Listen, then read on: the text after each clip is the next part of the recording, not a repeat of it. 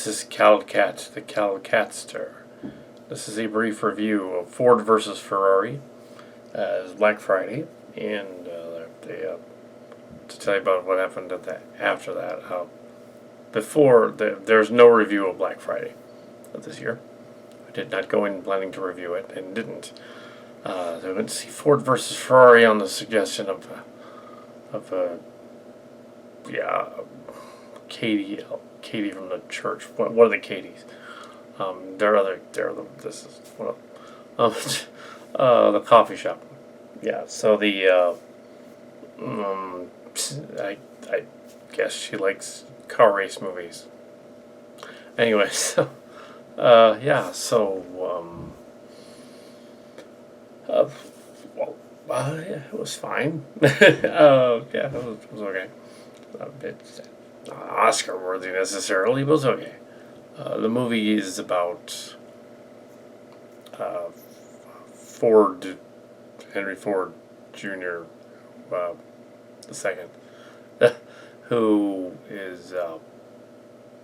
wants to buy Ferrari as they go bankrupt in the 1960s, and Ferrari refuses him and calls his company ugly and calls him a bastard, basically, and a pig. And so he decides that he's going to get Ferrari back by making a sports car to win the Le Mans race in France. There's your plot. That has I kept saying Leo DiCaprio, but it's Brad Pitt. And although the Stone Gremlins people, in their review, they pointed out that it reminded them of the Hollywood movie. It isn't really anything remotely like that. Yeah. So yeah, it's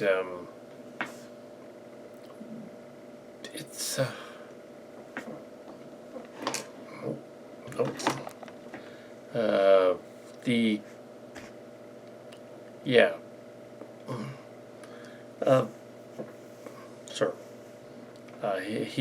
His character is supposed to be Carroll Shelby, creator of the Shelby Cobra. They used to have a Mustang, Shelby, a lot of Shelby Hot Wheels cars in the 80s, like 70s and 80s, looked like the iconic looking car and car design.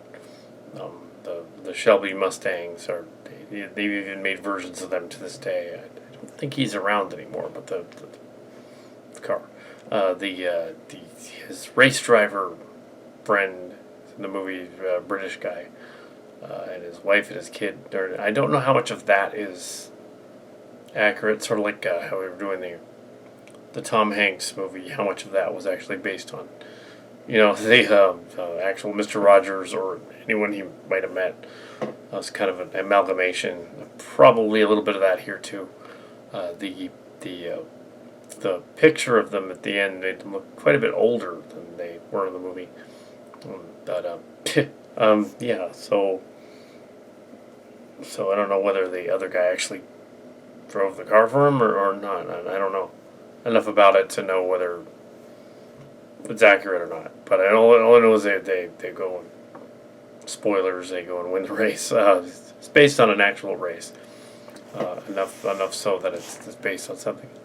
I suspect that a lot of the punching out from the trailer, a couple of punch out scenes, didn't actually happen because that doesn't make sense. Right? Maybe the wrench thing might have. I don't know, but yeah, they have to show and tell the hot-headed character by having him do something hot-headed, throw a wrench, or whatnot, or punch somebody. But yeah, I don't know how much of that actually in this movie. I don't know. Didn't really look at it enough to. You still like car movies and stuff. I guess it's become a bit jaded over the years because of all the really bad CGI car movies, like those Fast and the Furious movies. They're like where it's like ridiculous, having a grounded, down to earth car chase race movie. It was a little bit of a throwback to the '60s. Was different. Also, there's a weird connection because like the Great Mall where we go to see the movies used to be a Ford plant in Milpitas. It was a Ford plant. It's now the Great Mall. That's where we do the Ford plants. So it's ironic to do go to see a Ford movie in the former Ford plant that closed in 1980. We used to have the Ford plant paraphernalia, which actually would be worth something, but I don't know where it is. But yeah, from back in the day.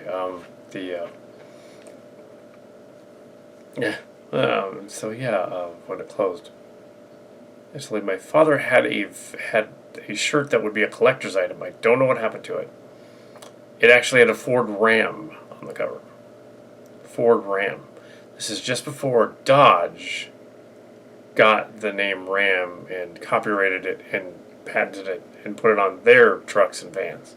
It's like 1980. It said Ford Ram on the shirt. So that thing is probably worth something. It's blue and it had dark blue and it had a Ram logo. Probably has something to do with, in this movie, Lee Iacocca is a younger guy. He's like at this point in the story. Lee Iacocca later went on to form Dodge and Chrysler and stuff, or to work for them. Your guy had like one of my our Star Trek role playing game stuff in high school. I named one of the starships the Iacocca and another the Gorbachev. It's because I thought it would be funny if Sulu was on the Iacocca and Chekhov was on the Gorbachev. I don't know what I was thinking, other than that's funny. Even though Sulu's not Italian, but that did a lot of strange things. So this movie had a Enzo Ferrari getting pissed off. Oddly enough, the title is a little misleading, but I guess they didn't want to give away the ghost early if people didn't actually know about the Le Mans race from 65 to 67, 68, 69 when they Ford won all those times. But this is the first one that they won.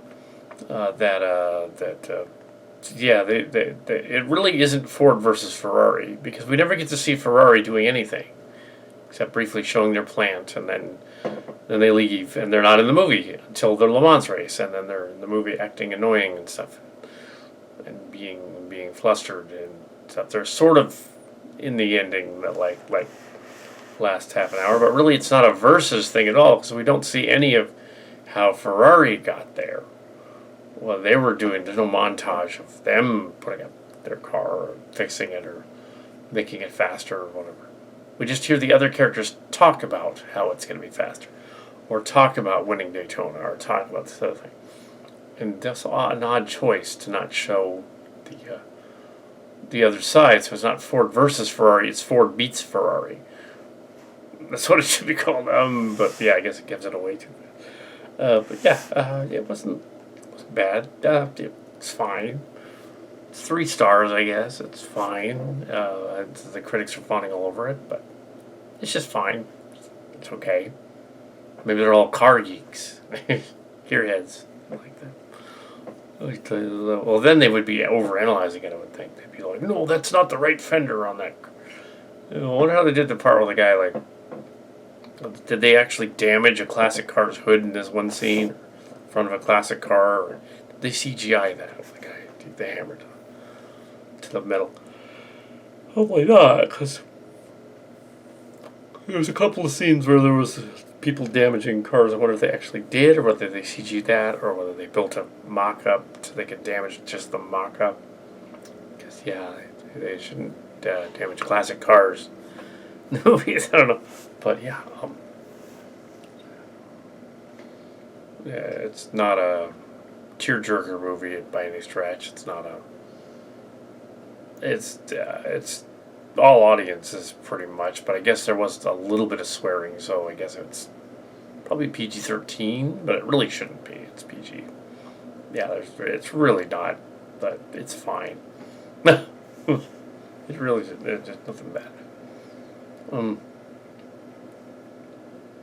There was one funny scene where the guy locks the he locks the annoying middle manager guy in his office and leaves. And there's a scene where he drops a bolt onto the track after the other team put up their they sent their car on their way, and he's just messing with them. So it looks like they'd left a bolt behind. Yeah, that probably didn't happen, but it's Hollywood. But I don't know. Sure. Okay, at the end of go watch it. It's fine. It's bound for 10 days. It's based on a true story. So yeah, the Shelby.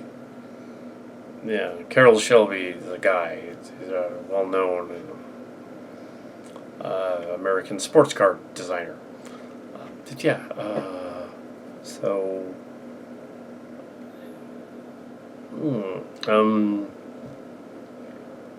So afterward was extremely busy Black Friday. So they were going out to there's this one of the parking lots going down the row and around the other row, whatever, trying to get out.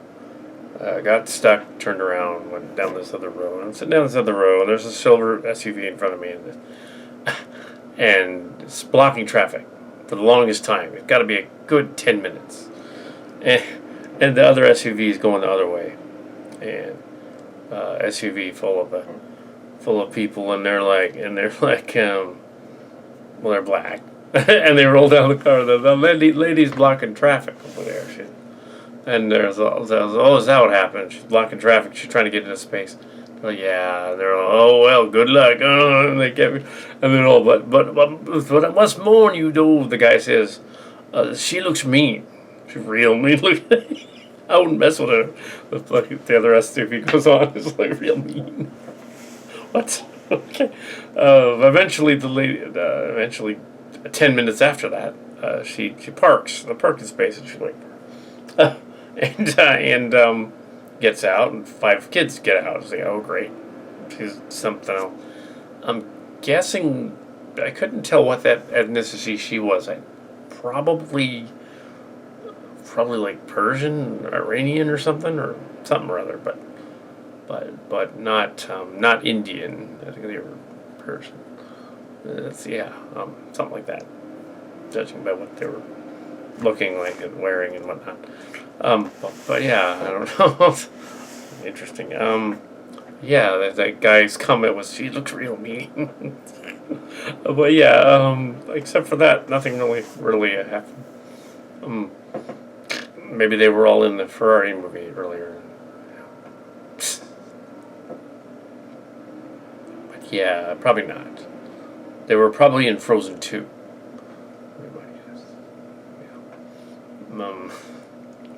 Frozen 2 from last week.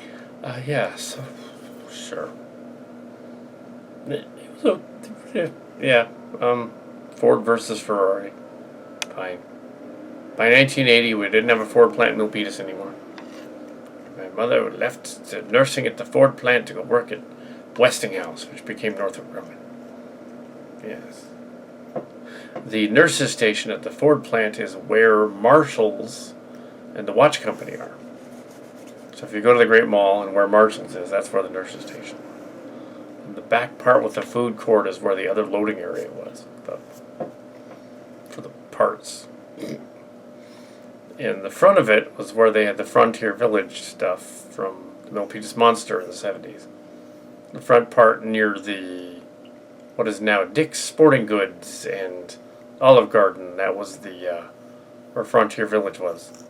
And the carnival part of it. The carnival. Yeah, not Frontier Village, the carnival. The Milpitas Carnival. So yeah, from the infamous Milpitas Monster movie. Which I don't think they did a thing this year for that one. But yeah, anyway, so I'm not going to ramble about that or anything else. I'm going to actually end the video right here where it should end, because I ramble for 6 minutes and then cut that part out. Anyway,